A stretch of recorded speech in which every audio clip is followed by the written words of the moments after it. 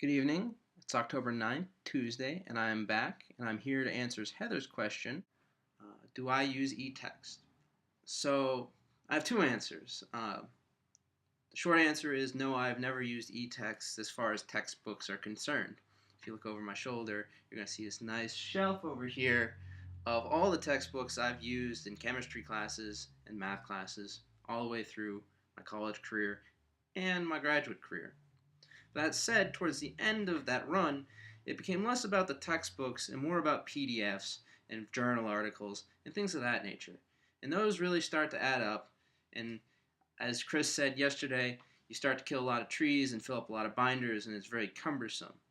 And during a period in my graduate career, my old laptop had died, and I did not have the money to buy a quality laptop of my own, but I needed to be able to access journal articles and do some minor word processing and access the internet. So, unlike either Chris or Heather, I ended up getting an iPad. So, like I said, I needed a little more functionality than what a Kindle or a Nook would give you.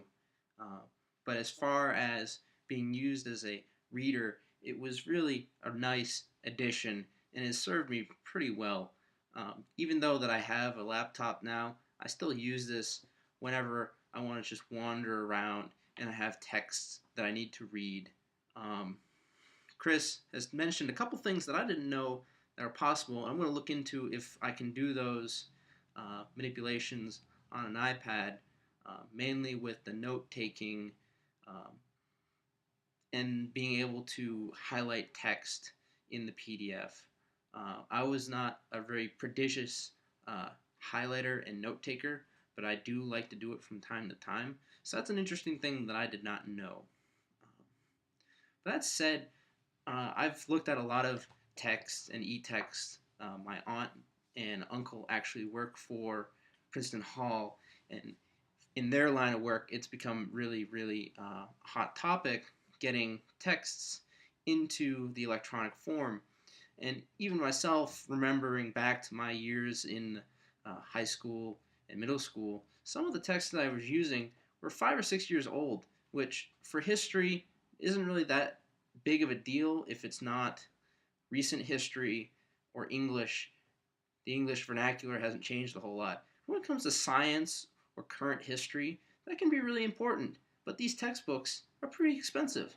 And there's this new market of being able to buy a textbook and having it update continuously. This is a really interesting possibility that could be very useful. I mean, a lot of those textbooks behind me, they're like the third edition, the fifth edition. A lot of the text hasn't changed, but newer things have come along. There's different mechanisms that have been elaborated on, and there's different information that's been added to the knowledge base. But I want to get back to my little iPad and some of the nice little quirks that it has. Um, so for me, uh, unlike Chris, I don't have an issue with touching and moving things around. I really like that because it forces me to actually interact with the text in some way, shape, or form to make sure that I can actually read it. And being able to manipulate how big or small it is really nice. And one of the built-in features for the iPad is that you can search the text. As you can see, this is kind of a scanned-in page of a book. So it's an older sort of PDF, cruder, if you will. But the search functionality within the text is there native. I didn't have to do anything special when I imported it onto the iPad. It just allows me to do it. I'm not sure if that's true for everything. I've only done it with a handful of PDFs. This is something I recently came across, which was invaluable when I was working on a couple of papers I had to write. And for two final thoughts on e-texts and e-readers, um, there's definitely the pro of for the younger generation not having to lug around all of their textbooks or even one or two. I remember once again back to my youth carrying around a science textbook that was 10 pounds or some absurd amount on top of an English textbook, a math textbook. My backpack was so heavy that it was concerning to my parents And it was a little concerning now, me thinking back to it. Um, One of the weird quirks of having such a heavy backpack was when I went backpacking all the time, weight wasn't a big issue because I was always used to having a very heavy backpack and wandering around. Um, so that was an interesting trade-off. Um, another con though is these can be expensive. Obviously, an iPad is a very expensive little device. The Nooks and the Kindles are not necessarily as expensive, but they can be prohibitive in a given environment. And also, you need to have an expectation that it's going to survive.